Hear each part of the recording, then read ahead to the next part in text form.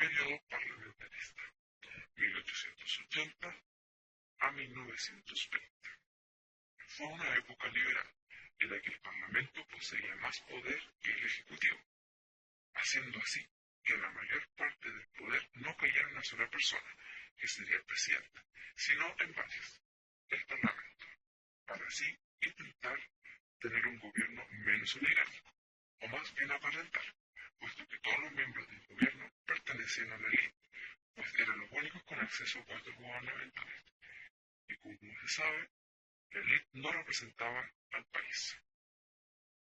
Dicho esto, el gobierno no simpatizaba ni por si acaso con la verdadera cuestión social. En lugar de arreglar el verdadero problema, se preocupaban de sus propios intereses. Como así, Balmaceda llegó al poder en 1886. Quería aumentar las ganancias del salitre y aprovechar mejor ese recurso. Quería utilizarlo en obras públicas, construir escuelas, cárceles, puentes, vías ferroviarias, etc., por lo que intentó eliminar la intervención capitalista inglesa, así dejar solo a empresarios chilenos y tal vez nacionalizar el salitre.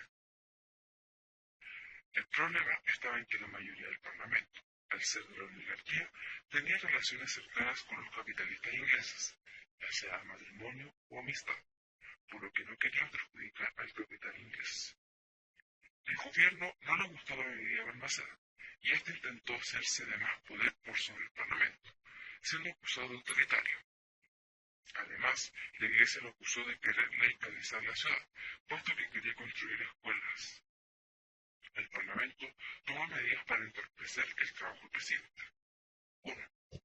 Practicar la interpelación, que ya se practicaba desde antes, pero en estos años se fomentó.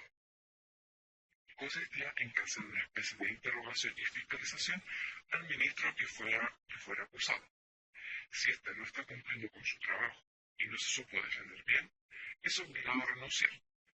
A esto se le llama voto de censura. Pero si se defiende bien y su trabajo lo cumple eficazmente, se queda. A lo que se le llama voto de confianza. 2. Rotativa ministerial. Debido al voto de censura, que es cuando un ministro es obligado a renunciar, es reemplazado, por lo que los ministros cambian muy seguido y muchas veces de puesto, por lo que entorpece el trabajo del Parlamento. Además, si el ministro acusado es un ministro del Interior, es decir, o el ministro jefe, por así decirlo, y se le declara un voto de censura, es un voto de censura total, pues el ministro del Interior arrastra a todos los ministros que trabajan con él. No así, el voto de censura parcial es cuando solo se le aplica el voto de censura a un ministro. 3. Inexistencia de clausura de leyes periódicas. Las leyes deben ser discutidas hasta cierto tiempo. Cumplido ese plazo, si no se llega a un acuerdo, la ley se debe archivar. En este caso, las leyes jamás se archivaban, haciendo discusiones infinitas acerca de leyes, retrasando la toma de decisiones y discusiones de leyes nuevas. Así, el Parlamento impidió que Balmaceda cumpliera con sus objetivos.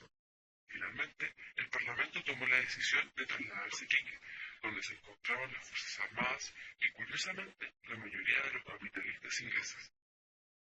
Desde allí se fueron por las costas, hasta el centro, avanzando hasta Santiago, peleando contra el ejército para asesinar al presidente.